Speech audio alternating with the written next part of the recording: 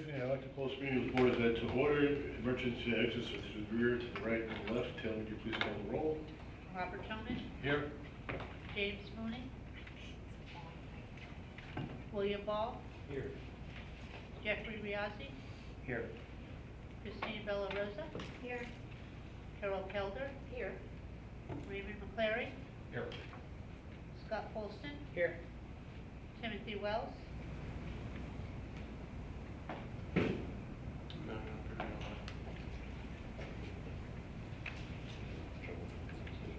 Please rise for the pledge. I pledge allegiance to the flag of the United States of America and to the republic for which it stands, one nation, under God, indivisible, with liberty and justice for all.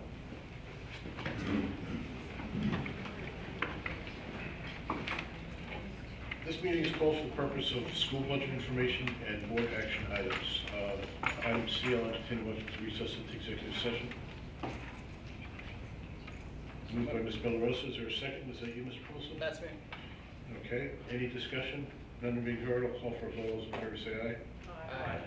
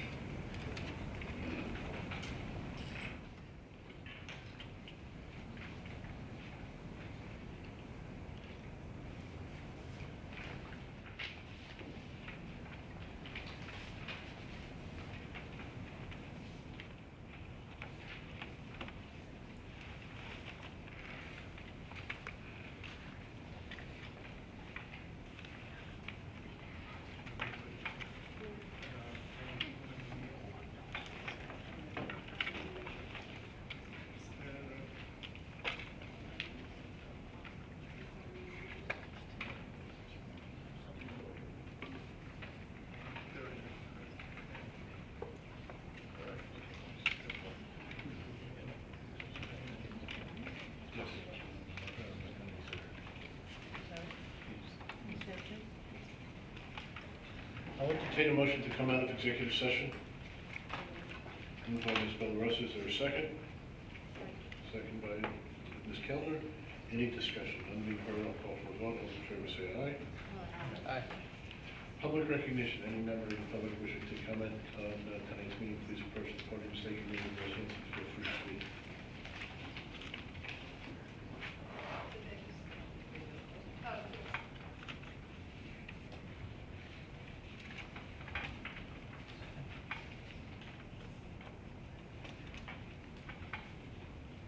Hello.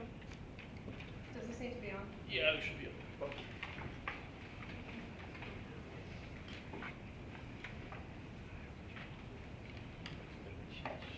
I know.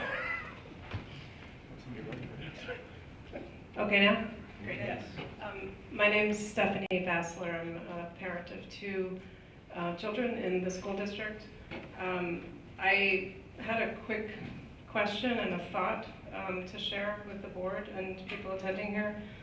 My question is if the note about the additional reductions and modifications under option B, in which the RFP for pre-K, in which the district would not contribute to the community-based organization, that statement is difficult to understand, but does it mean that there would be a reduced capacity for students in the pre-K program? I'll explain that during the presentation. Okay, well then, if it does mean that, I attended a panel discussion a few weeks ago in Rosendale, in which the director of the Hudson Valley Pattern for Progress organization presented a very well done and deeply researched report about the impact of affordable childcare on the livability of communities in the Hudson Valley, and the fact that the lack of affordable childcare puts families on tilt for being able to work and live and pay rent and afford groceries and you know, everything that you know, is part of the cost of living. And so if the option B reductions do include a reduction in capacity of the pre-K program, I would urge people to be aware of the potential for significant impacts on many, many families who rely on the pre-K program for the early childhood education and care of their young family members. And I also, at this point, am very much in support of continuing with option A, and I hope the board would consider that as you deliberate today. Thanks.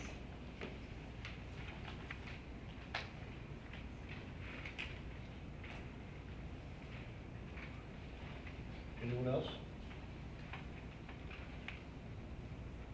I have a question, more of a clarification, just, you know, for the sake of the public recognizing, this is it, folks, for public recognition, this is it. You have one opportunity today, not two like normal board meetings. So if you did come here and you wanted to say something, please do so, there won't be another opportunity. Mr. Hall is saying this is it for public comment. There's not two sessions like in a regular board meeting, so if anyone has something to say, they have to say it now during the public session, because there will be a second one tonight. I'd like to clarify that.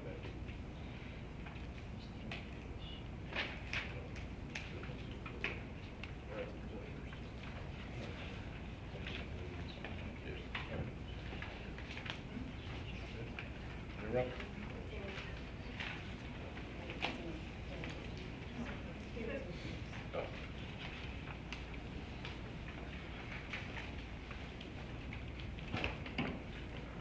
Lynn, Sakina Arizari. I have two children in the district. I'm looking forward to working with the board shortly.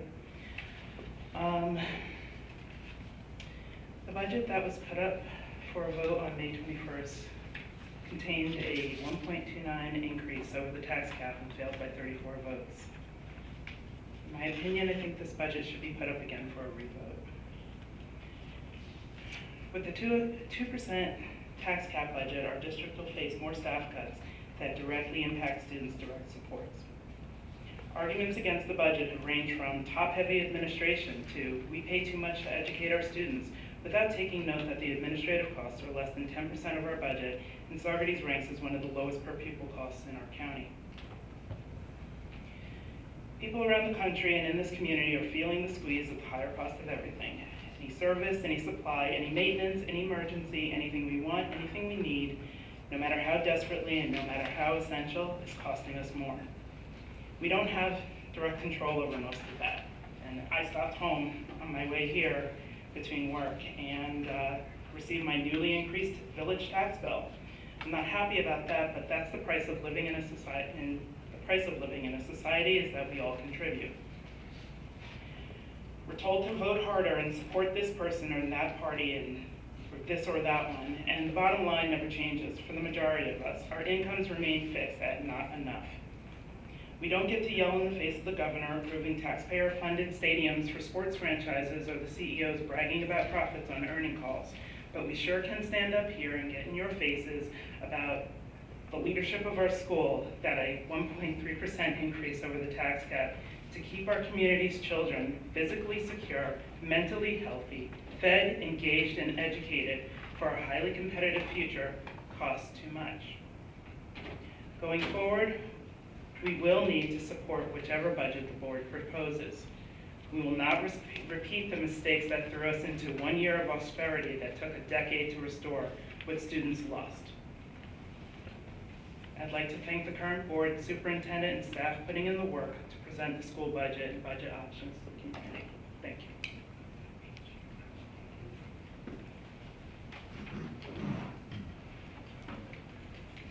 Anyone else? Dr. Hurst?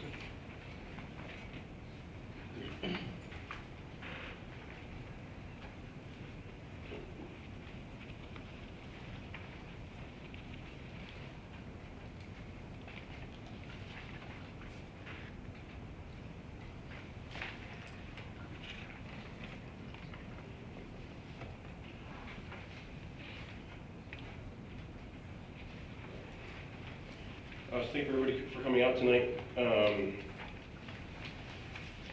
we go. So before we start though, I think it's, I just need to re-emphasize that, one, right, I do live here. I have 4 kids in the district. Any reductions are going to be an impact to my family as well. So as we talked about last time, there's 3 options, right? So I called option A being putting up the same budget for a second vote on June 18th. Option B is putting up a revised budget for June 18th. And then option C would be to adopt a contingency budget. Now in the past, you heard austerity. The new word by New York State is contingency. So same idea. You're limited on what you can spend things on, spend money on. Timeline once again, so June 4th tonight, the board's going to have to adopt the budget. June 11th next week will be a public hearing. The vote will be on the 18th, and then on June 25th we'll have another board meeting to count the affidavit ballots and then accept the budget results. Polling location, last time we had a conversation about the need for one polling location. Students are in session this day, which makes it very difficult at each building to segregate the students from the voting population. If you think about Riccardi, they vote in the gym historically, they meander through the building, right? So it would be very difficult to make it happen. Also with parking, we have to block off parking spots, and Riccardi congestion, arrival and dismissal in all of our buildings, right, across the entire country, arrival and dismissal could be a little crazy. So my recommendation, as the board kind of expressed last time too, would be to have one polling location at the junior high. We can section off the gymnasium so it's separate from students taking our Regis exams. We can block off parking, and we can do it for that. So really this recommendation comes out of student safety for this. There was a question about the cost of it. So as you see, to have one polling location, two locations, about half the cost, or about $3,200 less. So not a tremendous savings by any means. We've shown the math behind these various numbers in the past, so we try to kind of simplify things, just throw stuff out there without all the calculations. So as you know, a simple majority for the 2% allowable growth factor would be a tax levy of that 45.7 million, or a percent increase of 3.62 over the last year tax levy. What we went out with the first time was a 3.3% allowable growth factor, or a 4.91% over the tax levy from last year. Revenue. So I am keeping the kind of the lettering the same, right? So in the middle column there, option B, that would be a revised budget. That is at that tax levy number. That gives us a total revenue and hence expenditures of roughly $2 million there. Option A, all the way to the right, is that $77.7 million number that we voted on unsuccessfully last month.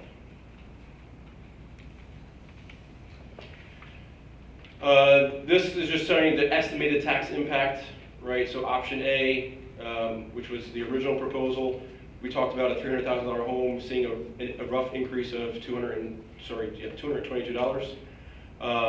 We have some other values there, 2,000, 4,000, so you can get an estimate of where your particular house may be for this.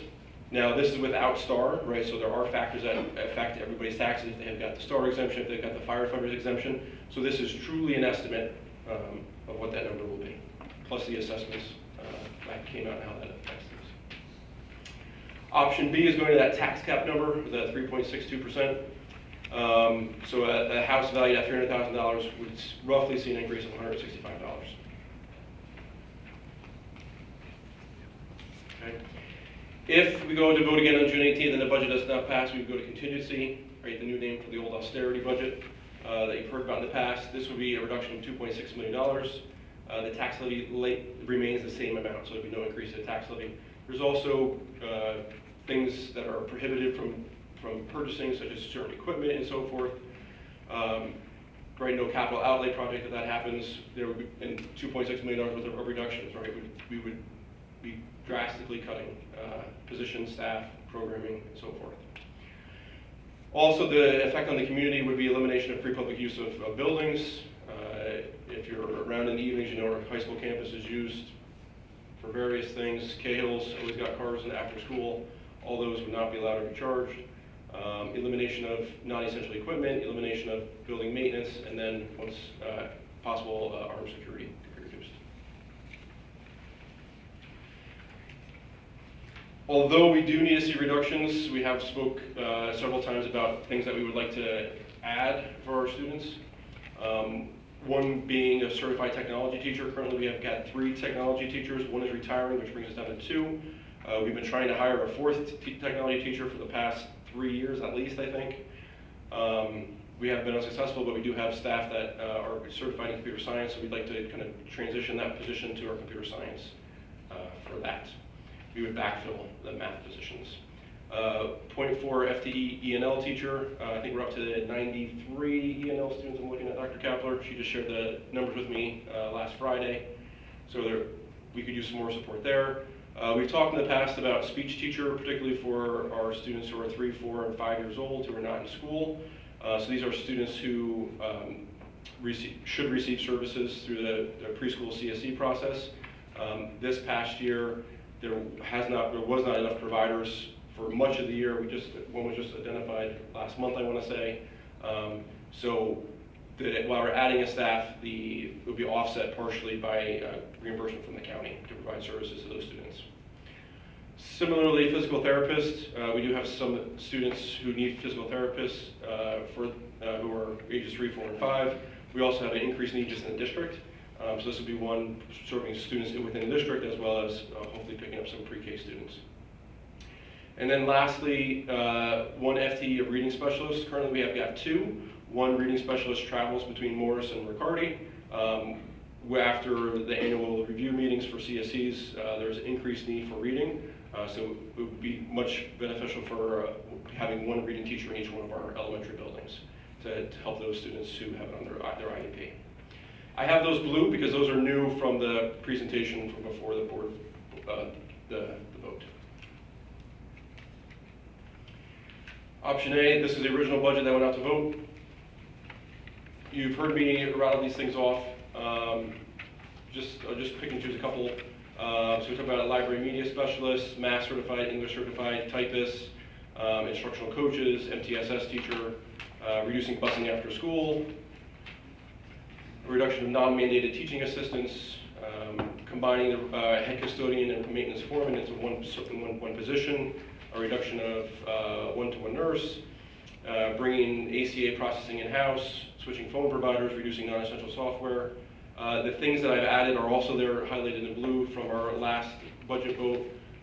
Reduction of non-essential hardware. So this is computers, interactive touchscreen displays, not ordering any more of those. Which does get its office or replacement cycle, so we'll have to make up for it at some point. As well as a reduction in 1 FTE in the business office through a retirement. We'll reassign positions for that. Option B, which is going to the tax levy. These would be in addition to the reductions of option A, right? So this is more drastic than option A. So to address the question before, as I've shared with the board in the past, our UPK provider is projecting a $27,000 loss this year by running the program in our district. Next year they have said that they need $80,000 to maintain the program. So the original budget that we voted on had that $80,000 in there. This budget does not. So that means that we will go out for an RFP to see if we can get a provider to provide UPK services to our students. A couple things can happen. One is we might not get any potential applicants in a sense for this.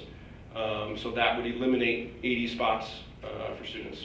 Not only is it a burden for childcare, right? It's also, early intervention is key there. So with that, depending on if there is a successful community-based organization, it may change where it's not housed at Mount Marion. It could be housed if they have a large enough facility that's approved. They might be able to have a class or two in their facility. We may even look to see if we can incorporate it into our elementary schools as well. It's all dependent on people applying for it. We also have identified armed security at Mount Marion. Right now we do have 80 pre-K students there. Next year, there's a possibility we might not have any students there. The construction this summer is putting a secure vestibule in there. We did leave money for a monitor to be there as well.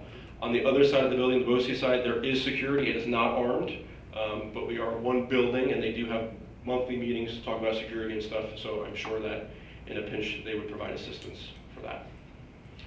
District-sponsored field trips, modified sports as possible reductions.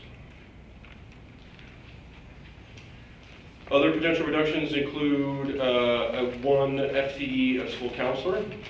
So right now in the budget we voted on initially, we had 6 full-time. This would bring us down to 5.4 guidance counselors. We're in conversation about how that will actually be implemented, but one way would be 5 full-time, would be handling the 7 through 12 students, and then the part-time counselor could be supporting our elementary students. Now this is one of the misconceptions that I've seen on social media. So one person said, do you really need 5 counselors for the high school? Yes, we do. It's as simple as that, we do.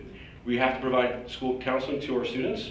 There is a contractual limit of up to 250 students on each person's caseload. So we do need to have 5 full-time counselors. And we need to provide counseling support to our elementary students. Hence, currently we have our counselors pushed down to the elementary level. 1 FTE AP at the secondary level. So this would, right now at the secondary level, we've got junior high principal, senior high principal, AP for grades 10, 11, 12, AP for grades 7, 8, 9. And then this past year we created a AP/AD, athletic director, and then focusing on attendance for 7 through 12. So that position would essentially go away. We'd have to reassign or figure out for the athletic director responsibilities for how that will pan out. We have some ideas, but there'll be 1 less administrator at the secondary level for that. Keep in mind, that does push those responsibilities that that person picked up on somebody else like our social workers, right, who might have to go to court for PINS cases and so forth. 1 FTE athletic trainer. I've spoken about the benefits of the athletic trainer in the past, but it is not mandated by New York State. 3 FTE non-mandated teaching assistants who did not serve special education students. This is one of those other misconceptions that I hear from time to time about teaching assistants and their role, right? So in our district, as support staff, we have aides who support students. Generally, it could be for behavior issues, it could be for a medical reason. If they're one-to-one support, sometimes it's 2-to-1, but generally one-to-one, that are assigned to a student. Those are through an IEP. Those we have a federal obligation to comply with, and we do. I'm not saying that we don't, but we do. We have teaching assistants. We have teaching assistants in our self-contained classes. So oftentimes it may be an 8-1-2, or 8 students, 1 teacher, 2 TAs, or different combinations depending on what the program it is specifically. Those are required. We will maintain those. All right. We also have one-to-one teaching assistants that are assigned to a particular student based on that student's individual need. That will still be maintained. Saugerties in the past has had TAs provide support for MTSS, or the formerly RTI or AIS, right? Students who need extra support in literacy and mathematics, they provide support there. That is not a mandated teaching assistant. We also have teaching assistants that are programmatic, and what I mean by that is if we have a student who is classified in a not self-contained, but in a co-taught classroom, there's a special educator that's with them for math and ELA. And then we push in a TA to provide extra support during those non-math and ELA times. So social studies, science, to provide extra support. Those ones are there. They will maintain. We, in addition to those, we have other TAs in the building which provide over and above the required support for our students. So we are not cutting any federally required teaching assistants. We will still be able to have some flexibility into where those teaching assistants are assigned as well. Dr. Hershey? Yeah. Can I ask you, before you move on, just Sure. a clarifying question, and it just may be a heading issue. Yeah. The first slide that you went over, where it says all of option A, Yeah. it says these are additional, and then on the next slide it says potential. Just the typo. Okay, I Yes. just want to make sure. Yes. Okay. Okay. Got it. Now, other things that have come up that I've heard about are, so we have, with health insurance, the past couple of years we've received the DHIC holiday. So DHIC is where we get the consortium where we get our health insurance from. They have not voted on yet or extended another holiday to us. If they do though, right, that does not mean that all these things will be coming back, right, because we still need to be fiscally responsible with where we're at. We are still planning on using roughly $3 million of reserves, fund balance, to cover the cost for next year. So when that comes through, that is not money that we're just going to be spending to bring everything back, because we still need to be responsible, because we're going to have, this is going to be a several-year process to get us back in a better situation. With either case, option A or option B, we would like to have a capital outlay project, which would be providing hopefully two more ADA compliant egresses to Riccardi Elementary School. Currently it's the front door and the door by the gym. We'd like to add the back door by the bench back there is by the kindergarten rooms, as well as the door that they go out for recess as well. Part of the money doesn't be spent inside the building, so we'd update door hardware and so forth for that. Once again, the benefit of the capital outlay project is it's up to $100,000 max. You get the reimbursement the very next year after you submit all the paperwork, so it's not a 15-year process to get your reimbursement on that. And obviously, it's enhancing our buildings so they don't fall into disrepair. Once again, absentee early mail-in ballots. You can request by mail. The application is due by June 11th. You can request in person by June 17th. It is like a 10-minute process. So if you know you're going to be away, you can stop in the office, fill out the application. We'll give you the ballot. You can go into a confidential room. You can vote. You can leave it right there. It's a very straightforward process. So if you are going to be away, you can do it ahead of time. We have to receive all the ballots by 5 p.m. on Tuesday, June 18th. Just a reminder for that. So that is that. Are there any questions before some last minute remarks? Yeah. I had a question.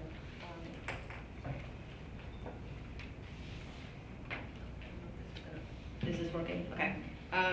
Just on the first page of reductions on option B. Yep. You mentioned about the pre-K, going out for an RFP. I guess what are, as we've had pre-K, for a few years now, when's the last time we went out for an RFP? What has been the, responses, and sort of what is the qualifications of someone to be able to provide a pre-K program? Sure, so I don't know specifically when the last time was to go out. I don't know if you remember, Dr. Kapler. I have been told that last time there were 2 applicants who applied for it, and then the one was selected, so I don't have all the details.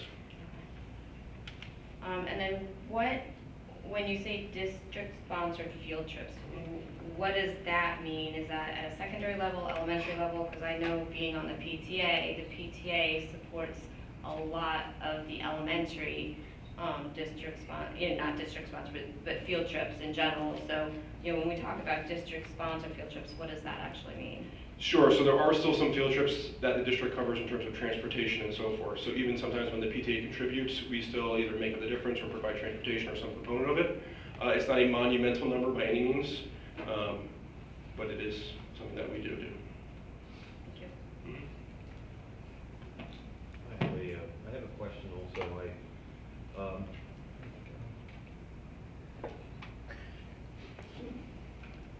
So my question was also, about the RFP for pre-K. And again, it's just a point of clarification, and I know that there was a question out there earlier today. Our provider, our community-based organization that is providing our pre-K currently, was going to be running in a deficit next year. They were projecting that they would run in a deficit next year. They're projecting a deficit this year and a larger deficit next year. And in both instances, the provider was asking the district to basically complete the budget, right? To match the difference. So this year they said that they would absorb it, but next year they said that they would need the money in order to maintain their program. Okay. So we don't have a community-based organization that has the ability to stand on its own with the level of funding that's being provided from Albany without additional support from the school district. Correct.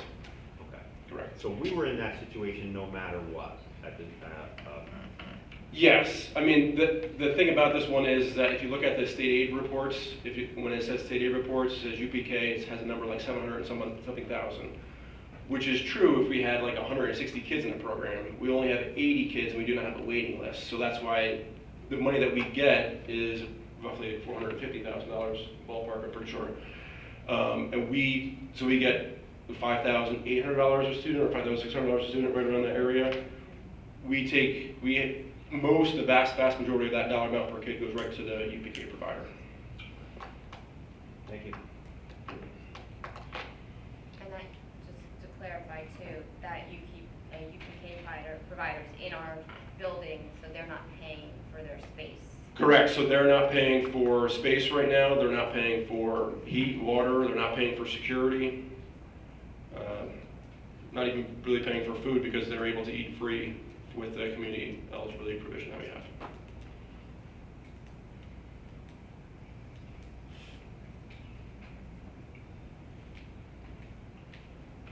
Any other questions? Thank you.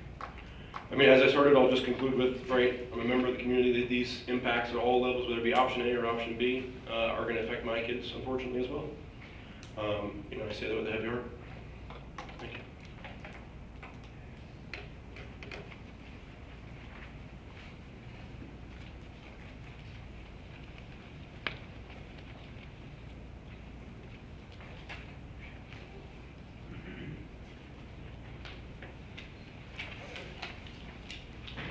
Item F, Board Action Item 2024-2025 Budget Resolution.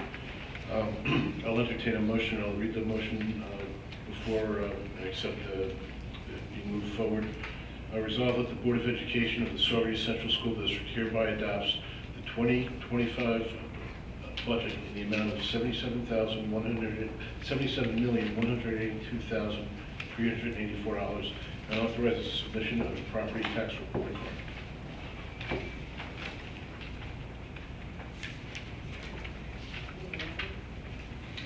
Bellows, is there a second?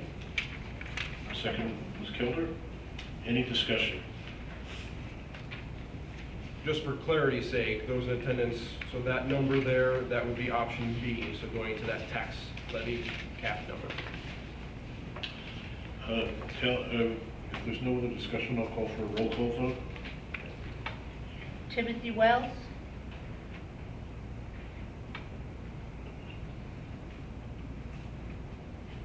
Can you try again, Tim? How about a thumbs up or a thumbs down? yes. Thumb is up. Scott Polston, Yes, are we doing comments right now? Okay. I just want to thank Dr. Ursig and Ms. Mills for, everyone else involved for all the work they did. The presentations they've done. I want to thank all the members of the public who came to the meetings and spoke, those who emailed. That's what this is about. That's how the process works best. Dr. Ursig said many times that we, as a community, have to decide how important education is to us, and I wholeheartedly agree. The best budget was the one that we put forward and was voted down.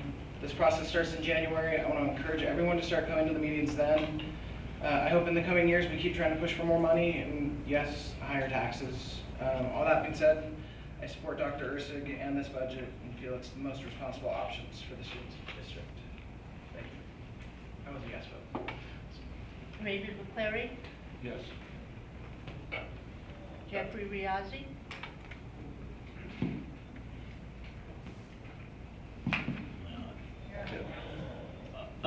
So I don't have any prepared remarks, so I'll go quick though. There's a couple people I'd like to thank here, the first being Ms. Mills. I appreciate the number of hours that you put in and the transparency of the data and how you presented it and the different models that you presented, so thank you. I know it's been a long slog for you. I'd like to thank Ms. Ortlieb. I know you're in a difficult position from your representation of your constituents, but in conversations I've had with you, I know you're looking for the best in the district, so thank you. And then the guy to my right here, the transparency and amount of information that he has put out. I've had students in this district since 2007, and there's been no superintendent we've had who has gone out into the public to provide data and provide a transparency of what we're talking about than Dr. Ursig.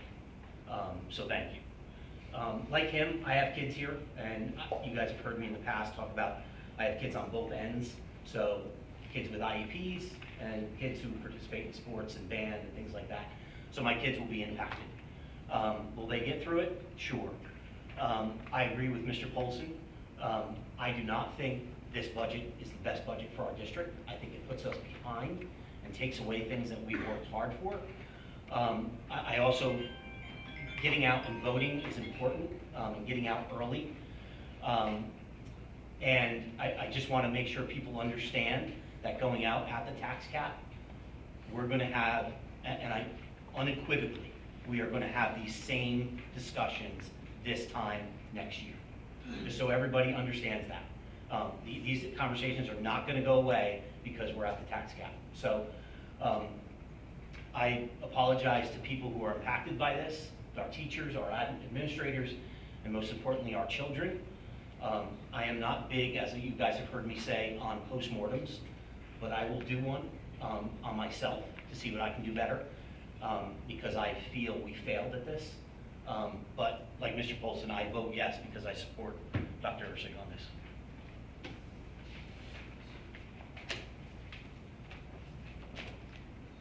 Christine Bella Rosa,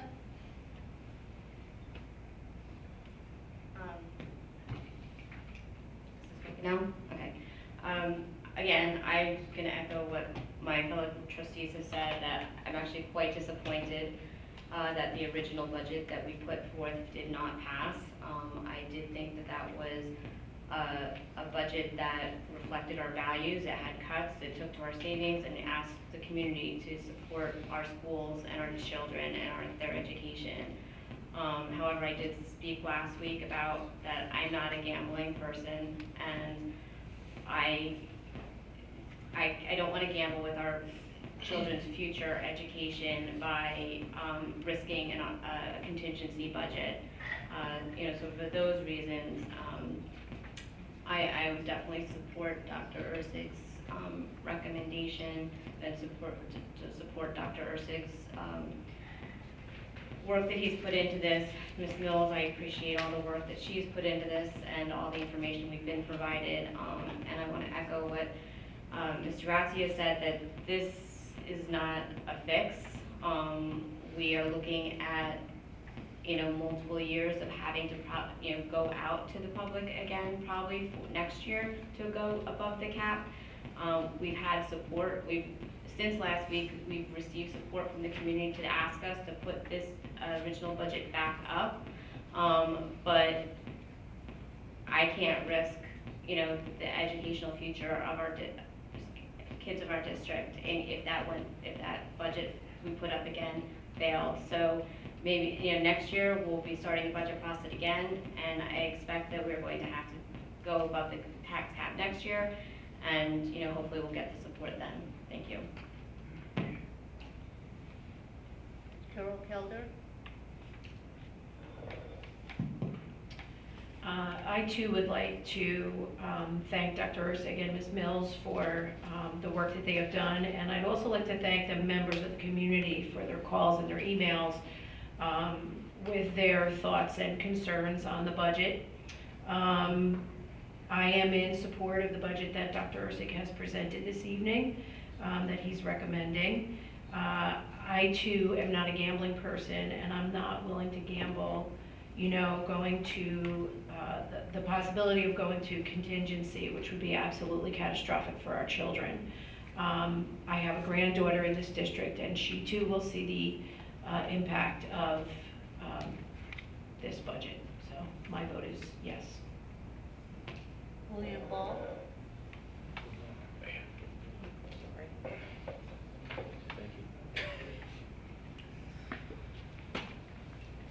Thank you. I'm in support of the budget presented by Dr. Ersig with great reservation. I think it's been expressed previously. Everybody here has expressed some reservation. I've expressed reservation in previous meetings. The best budget, just to repeat, was the budget that we presented to the public at the outset. Two of the most important things that we do as a board is to hire the superintendent and to approve a school budget. The two single most important things that a school board does. And in doing so, in hiring Dr. Ersig and in supporting his budget, we supported an aspirational budget. It was not ever going to satisfy everyone, but it was an aspirational budget. It maintained programs, and there was a lot of growth opportunity in there. We felt that it did support our beliefs, and I felt comfortable and very confident supporting the budget that Dr. Ersig has created. We've all seen and read commentary from folks, surrounding what our next steps should be. And I understand there's a lot of passion and a lot of angst and anxiety surrounding, what it is that we're approving here today. It's tough to be upbeat, when you say that, this attention is a little too late. We begin this process very early on in the year, and as I've said before, and you've heard from my colleagues on the board, there's been no shortage of presentations done for this budget. Both Dr. Mills, Ms. Mills and Dr. Ersig have completely and utterly leveled the field in terms of providing the information that people would need to effectively, navigate this decision. So this is tremendously disappointing. You're noticing a theme here. I'll just kind of wrap it up and say that this vote here is not a conclusion, okay? Because the unfortunate situation that we find ourselves in is that this budget at the cap also has the possibility of being defeated. So my greatest hope, and I'm speaking directly to people that are in positions of power, whether they be formal or informal, that everyone recognize this vote is not a conclusion, all right? The vote that will be a conclusion will be the next budget vote that we have on June 18th. and I'm correct with the date. So what I encourage anyone and everyone that has expressed their interests and their concerns to us in email and social media and in person, to recognize that getting out the vote is extremely, extremely important. To go to contingency would be calamitous, for our district, and it would be setting us on a path for really simply trying to recover, for many, many, many, many years. So I support this resolution. I support the budget created by Dr. Ursig with reservation. I encourage everyone to find whatever means and measures are at their disposal to encourage the vote. And I thank, again, those folks that did support our budget.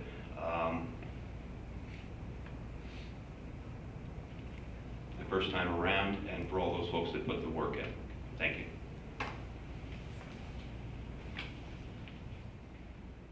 James Mooney?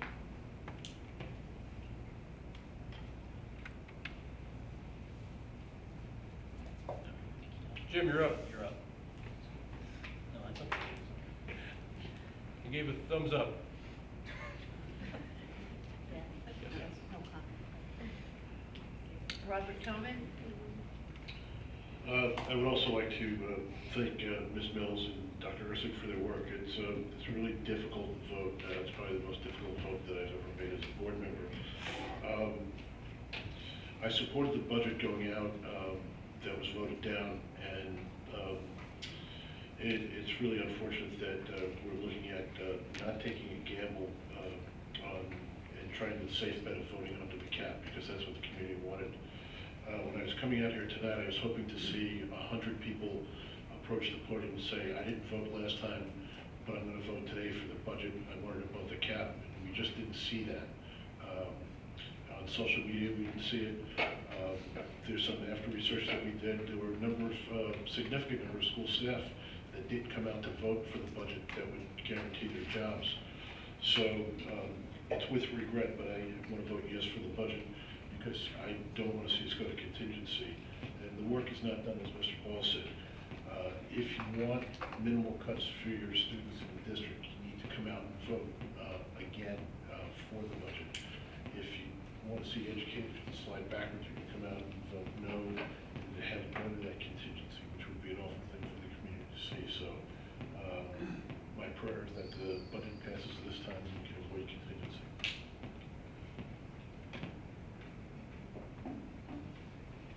The 24-25 budget, motion carried 9 yes, 0 no.